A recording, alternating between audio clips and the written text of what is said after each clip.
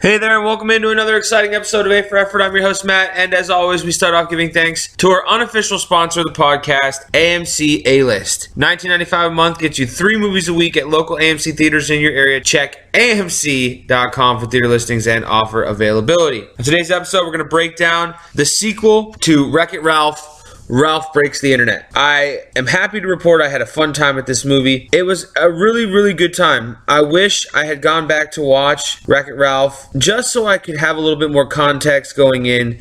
I had seen Wreck-It Ralph years ago but never gone back. And for a little bit more of an emotional impact, I would have loved to have gone back and rewatched the original to feel how the ending was supposed to have an emotional impact. John C. Reilly returns as Ralph. Sarah Silverman is back as Vanellope. Jack McBrayer is back as Felix, Jane Lynch is back as Calhoun, and a host of new characters, including Gal Gadot, Taraji P. Henson, Alfred Molina, Ed O'Neill, round out the cast this go around. Like I said, I had a really fun time with this movie. The way the original developed how the video game characters travel between each arcade game was so original and really just set the bar for original ideas.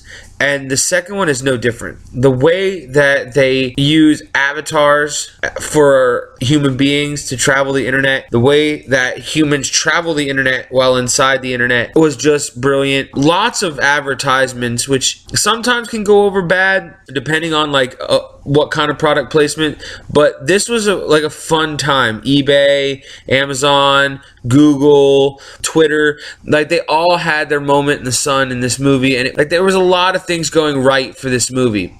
I will say right off the top that the Disney portion of this movie, if you've seen the trailers, where Vanellope goes to Disney, it was so much fun. There's a scene with Groot, there's a scene with Stormtroopers, there's a scene to our beloved Stan Lee, but the group that takes the cake is the Disney princesses. They were incredible. They have 2 scenes and they stole the show. They actually made this movie for me. They were incredibly funny. All the original voice actors were back. It was just an incredibly fun scene. They have a lot to play in the ending of how that turns out. I really had a fun time watching this movie.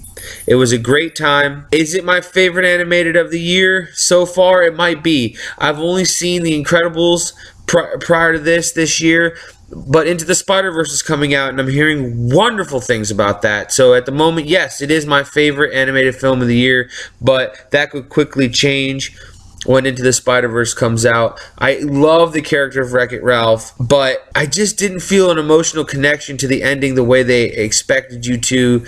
And maybe that's just, like I said, just because I hadn't seen the original in so long.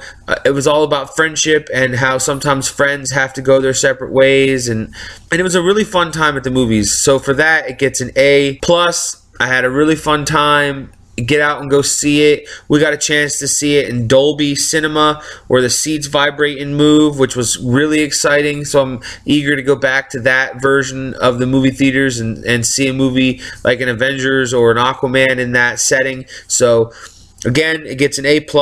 I have been your host, Matt. Like, subscribe, share, comment. I have recently just posted our 50th episode, Creed 2. Come back to us next time on A for Effort when I will have another quality movie review.